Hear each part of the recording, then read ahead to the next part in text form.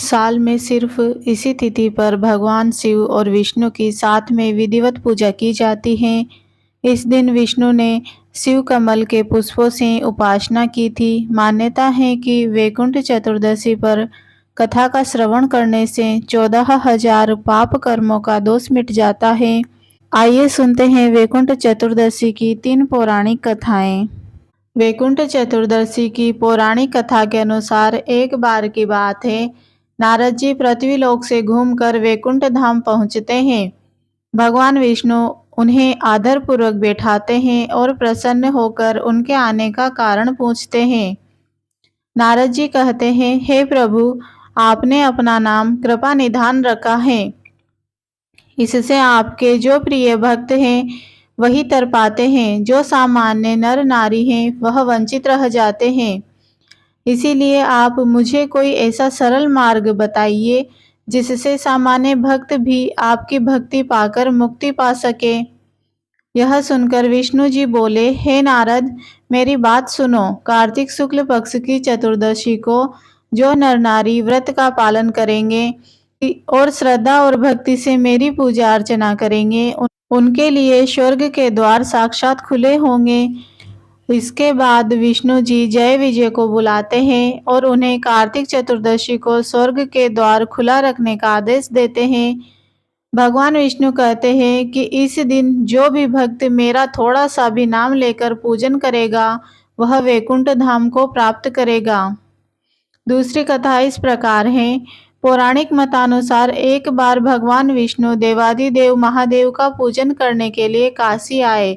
वहां मणिकर्णिका घाट पर स्नान करके उन्होंने 1000 स्वर्ण कमल पुष्पों से भगवान विश्वनाथ के पूजन का संकल्प किया।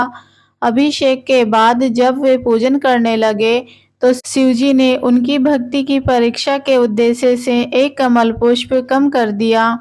भगवान श्री हरि को पूजन की पूर्ति के लिए 1000 कमल पुष्प चढ़ाने थे। एक पुष्प की कमी देखकर उन्होंने सोचा, मेरी आंखें भी तो कमल के समान ही हैं, मुझे कमल नयन और पुंडरीकाक्ष कहा जाता है। यह विचार कर भगवान विष्णु अपनी कमल समान आंख चढ़ाने को प्रस्तुत हुए। विष्णु जी की इस अगाध भक्ति से प्रसन्न होकर देवादिदेव महादेव प्रकट होकर बोले, हे विष्णु, तुम्हारे समान संसार में दूसरा कोई मेरा भक्त नहीं है। आज की यह कार्तिक शुक्ल चतुर्दशी अब वैकुंठ चतुर्दशी कहलाएगी। इस दिन व्रत पूर्वक जो पहले आपका पूजन करेगा उसे वैकुंठ की प्राप्ति होगी। भगवान शिव ने इसी वैकुंठ चतुर्दशी को करोड़ों सूर्यों की कांति के समान सुदर्शन चक्र विष्णु जी को प्रदान किया। शिव जी तथा विष्णु जी कहते हैं कि इस दिन स्वर्ग के द्वार खुले रहेंगे। मृत्युलोक में रहने वाला कोई भी व्यक्ति इस व्रत को करता है तो वह अपना स्थान वैकुंठ में सुनिश्चित कर लेता है। तीसरी कथा इस प्रकार है। धनेश्वर नामक एक ब्राह्मण था जो बहुत बुरे काम करता था। उसके ऊपर कई पाप थे। एक दिन वो गोदावरी नदी में स्नान के लिए गया। उस दिन वैकुंठ चतुर्दशी थी।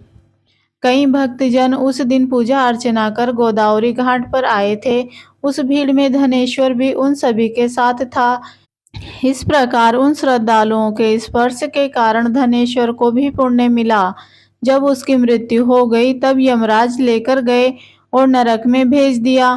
तब भगवान विष्णु ने कहा, यह बहुत पापी है, पर इसने वैकुंठ चतुर्दशी के दिन गोदावरी स्नान किया और श्रद्धालुओं के पुण्य के कारण इसके भी पाप नष्ट हो गए, इसीलिए इसे वैकुंठ धाम मिलेगा। अतः धनेश्वर को वैकुंठ धाम की प्राप्ति हुई। यह थी वैकुंठ चतुर्दशी की 3 पौराणिक कथाएं। आशा है आपको यह कथाएं पसंद आई होगी। पसंद आई है तो वीडियो को लाइक करें, चैनल को सब्सक्राइब करें। धन्यवाद। जय श्री हरि विष्णु।